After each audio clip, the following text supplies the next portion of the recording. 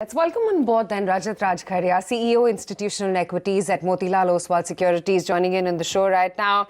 Rajat, hi, morning. Tough times. How are you gauging the market sentiment? And more importantly, how is it that you're coping with this market sell-off? Does it seem like the pain is anywhere to a close? I mean, given the rebound yesterday, all hopes pinned high on what the RBI is going to do, can it really instill any sort of enthusiasm in the markets in the near term?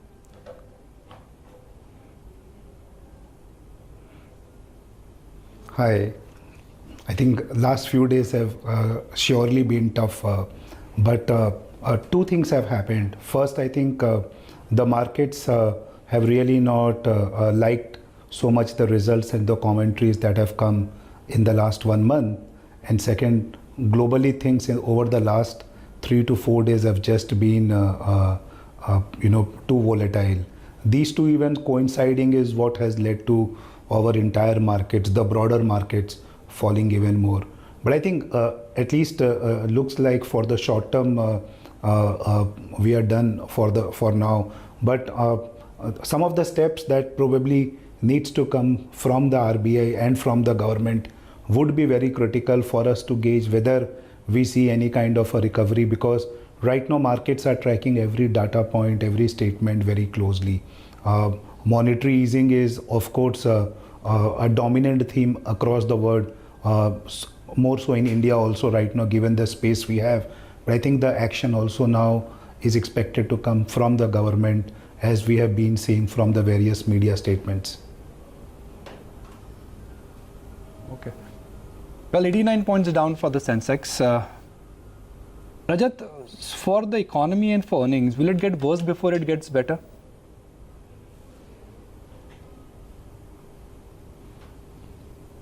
Well, Nikunj, if you look here, all the commentaries of the companies, they are saying that July is lower than June also, right? And I think at some point of time, maybe July, maybe August, we will see the bottom as far as the decline is concerned, because last year also, if you recall, post-September, things have started getting down. So of course the base from a quarter from now will also start becoming little better. And I think if we see some favorable steps, as we have been hearing, we just may be around the corner when things may look to bottom out as far as the earnings are concerned. Rajat, we are looking at this FI selling, which looks very intense, and it is intense because $2 billion in a matter of 25-30 days, Indian markets cannot digest that. But on the flip side, domestic institutional investors have been net buying. If I just look at a very like-to-like comparison, whatever FIs have sold, pretty much that has been bought by domestic institutional investors on a daily basis, plus minus 50-100 crores here or there. So one end of the market is selling, other end of the market is buying. Yet everybody is focusing on FI selling and nobody is talking about DI buying.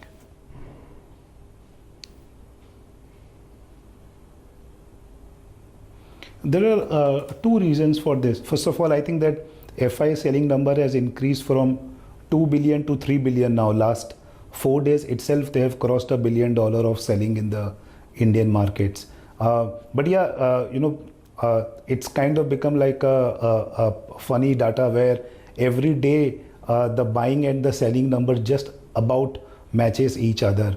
I think the intensity, whenever you look at the gross volumes, the FII gross volumes are always more than the domestics. And secondly, when you look at the FII behavior, if you include the positions that they make in futures also, which is stock and index put together, there also the selling intensity has been reasonably good over the last few weeks, which does not get captured into the cash data. So the cash selling number has been $3 billion.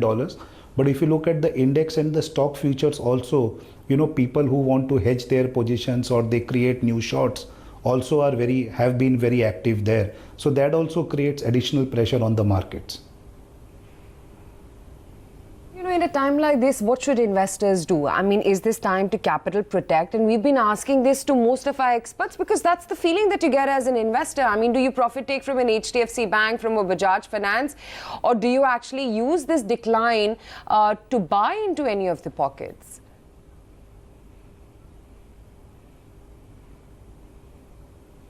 Well, whenever you look at any point of time in the history, and right now somehow Nifty has lost a little bit of relevance to showcase the extent of fall in the market. While the Nifty is down about 10-11% from the highs, the broader indices would be down between 25 to 30%, right?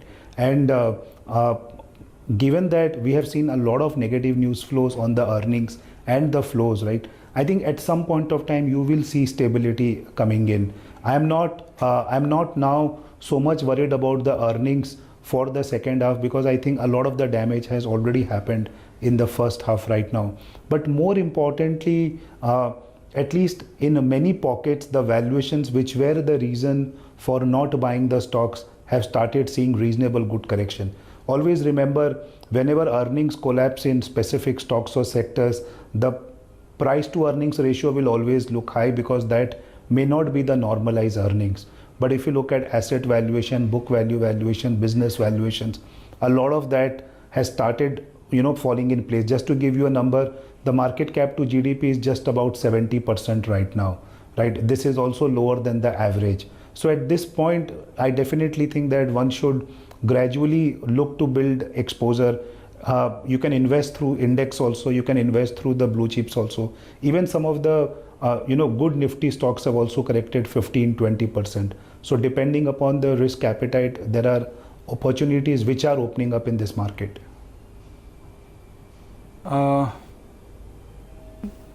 Yes Bank, I think it's a big one, 89 rupees. DHFL, well, we've been on this buzz that the lenders will not take a haircut. And I think the proposal which was submitted by DHFL to the exchanges, and what they've indicated is that lenders may not take a haircut, which is good news for the lenders here. And the lenders here are Yes Bank, Union Bank, State Bank of India. Rajat, are you getting a sense that we are close to a turn for some of the troubled companies and troubled lenders? The Z deal has happened. We understand that DHFL deal is almost in the final lap now. Hopefully some more deleveraging could start happening, as things progress. Are we at this turn that post LNFS, where corporates who got crunched because of debt, because of exposure, because of high leverage, that cycle could start turning?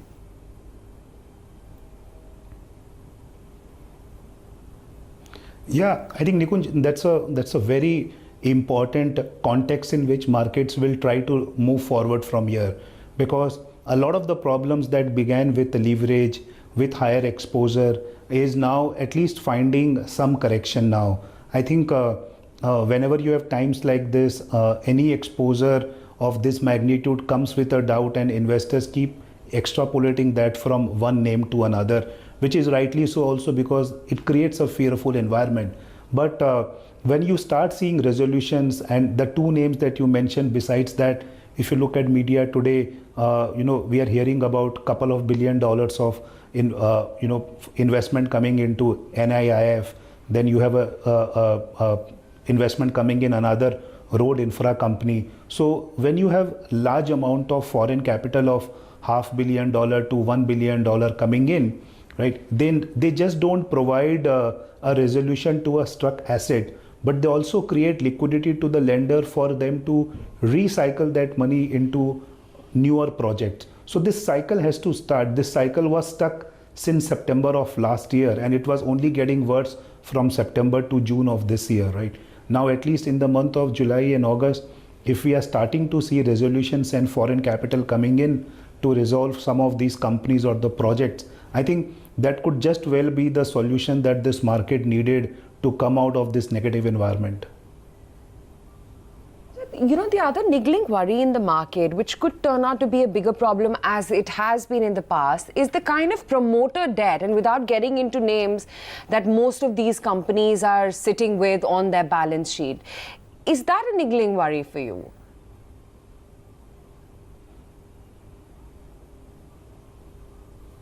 Well, look, the promoter debt also can get classified where, one, the underlying collateral is still reasonably good, and at least a part sale of that can help to reduce the debt.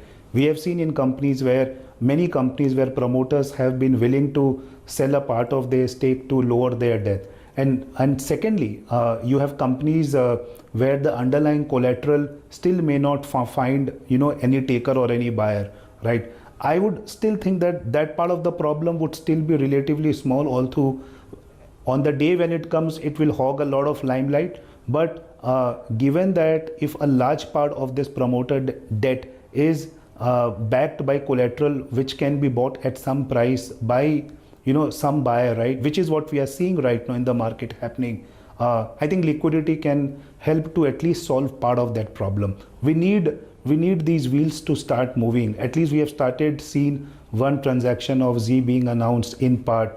Another transaction that yesterday we saw disclosure happening, and plus some more if they were to happen, 2-3 solutions, and then suddenly everyone else also can think that there is some solution for the problem that has been created. Okay, that's one part. The second part is that when we started the year, the view was that the world will contract, India will do better. What has happened is that the world has done better and India has contracted, and the slowdown has been nothing short of epic. Corporates are quoting examples of 2008 and 2013 when the economy was in a serious downturn, when the world was in a serious downturn. Those examples have been openly quoted by corporates now. So my question to you is that if the consumption wheel, whether it's auto, discretionary, if those or retail, borrowing, if those businesses, they start contracting, so do you think we could be in for a severe crunch, lot of pain, and it will get worse before it gets better?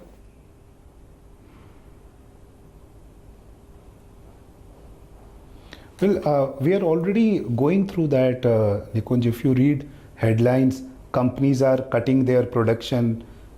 You have some of the industry associations which are talking about potential job losses if these conditions were to persist. I think while the environment definitely appears quite gloomy, I just want to put one ray of hope here that a lot of our problems are not something which necessarily have to prolong for a long period of time, right? On one hand, while we have monetary easing cycle beginning to happen or has been in the role for some time, if we start seeing some concrete government steps where they look to boost stops for specific sectors, right? The world is still looking to provide capital to countries which can grow well, right? And our growth problems can get resolved within a quarter itself. So our problems are not such which are not solvable. We can solve these growth issues quite soon. But yes, they will not get solved on its own or just by waiting. Now, some very concrete steps needs to be taken for auto, for real estate, for SMEs, and plus I keep repeating that monetary easing and more liquidity will play its role in boosting some demand. And also please note that in another 1.5 months, the typical festive season period will begin in India. So if these things are timed well, right, then maybe in couple of months from now, we may be talking about numbers which are no more declining, at least would have stabilized and may have start seeing some growth in certain pockets. Rajat, great speaking with you. Thank you so much for taking the time out and joining in today.